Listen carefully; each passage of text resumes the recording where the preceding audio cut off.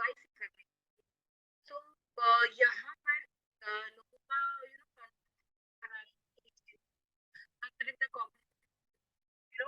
Return filing में आ रही है या फिर पोर्टल में आ रही है। ऐसा ही एक और आईसीएसआई के पास भी लगाया गया था, जिसने further minister of corporate affairs के पास लगाई कि आपको अगर आप किसी कंपनी में डायरेक्ट या फिर आप पार्टनर हो तो एज पर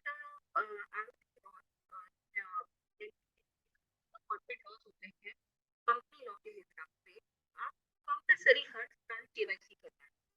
अगर आपका फर्स्ट ईयर है केवाईसी करने के लिए तो आपको केवाईसी का फॉर्म भरना पड़ेगा, या फिर है आपके इंफॉर्मेशन आपको केवाईसी का फॉर्म भर के आपको केवाईसी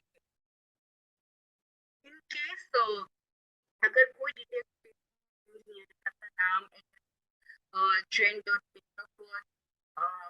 कम्युनिकेशन डिटेल्स अगर सेम है तो आरओसी पोर्टल ने एक और ऑप्शन निकाला था जहाँ आप केवाईसी अपने ऑप्शन, जहाँ पर आपको पूरा फॉर्म भरने की जरूरत नहीं है, सिर्फ आपका डिन नंबर डालिए, ओटीपी जनरेट होगा जो आपके मेल और फोन नंबर पे जाएगा एंड उससे आप अपना केवाईसी अप्रूव कर सकते हैं।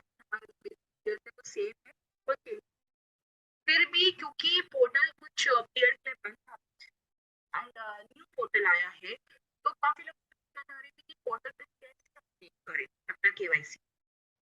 पोर्टल चल रहा है या फिर इन्फॉर्मेशन फीड होने के बाद कैप्चर नहीं हो पा रही है, सेव नहीं हो रहा है डिटेल्स, आगे काफी सारे चैलेंजेस आए थे। तो यहाँ पर मिनिस्ट्री ऑफ कॉर्पोरेट अफेयर्स ने एक जनरल सर्कुलर निकाला है, सर्कुलर नंबर 9 2022, ये निकाला है 28 सितंबर 2022 को, जिसमें उन्होंने कहा है कि उन्होंने ये डेट एक्सटेंड कर दी है फ्रॉम 30 सितंबर टू 15 अक्टूबर 2020।